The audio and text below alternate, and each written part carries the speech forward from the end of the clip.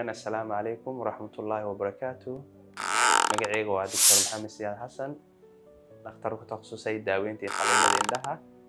Wacyigelinteena maanta waxay ku saabsan tahay dhiigkarka saameynta ku leeyahay indhaha. Dhiigkarka saameyn xoog leh oo ku leeyahay indhaha wuxuuna keenaa aragti la'aan.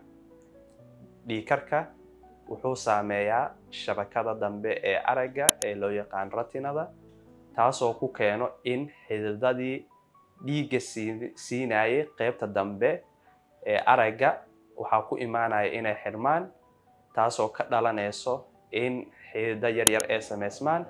Xididadaasi oo risk ugu jiro ama u nugul inay qarxaan. Xididadaas haddii qarxaan waxay ku keenayaan inuu dhiig ku furmo shabakada dambe ee aragga retinada.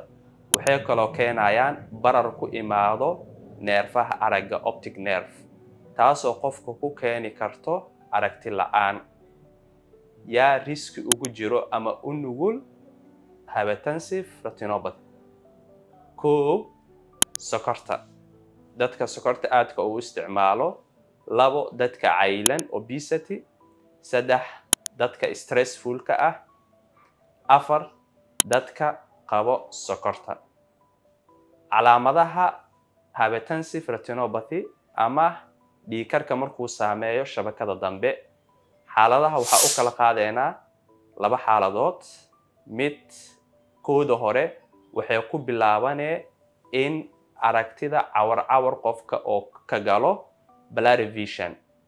Xaaladda labaad waa xaaladda daran oo ah severe. Markay severe ay tahay, qofka wuxuu la imaanaa cabasho ah in aragtidii oo waayay.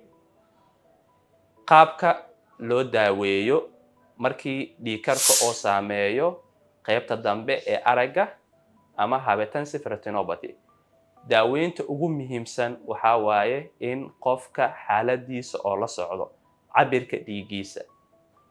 Midda labaad waa in la manage gareeyaa ama la daaweeyaa dhiigkarka. Dhiigkarka haddii la manage gareeyo waxaa yaraanayo saameynta oo ku keenayo indhaha, especially qaybta dambe. Xaaladda kale waa haddii oo saameeyo qaybta dambe oo dhiig ku furo, waxaa jiro habab badan oo loo daaweeyo ee ka mid tahay in qofka cirbada la duro qaybta dambe si aragtidiisa loogu soo celiyo.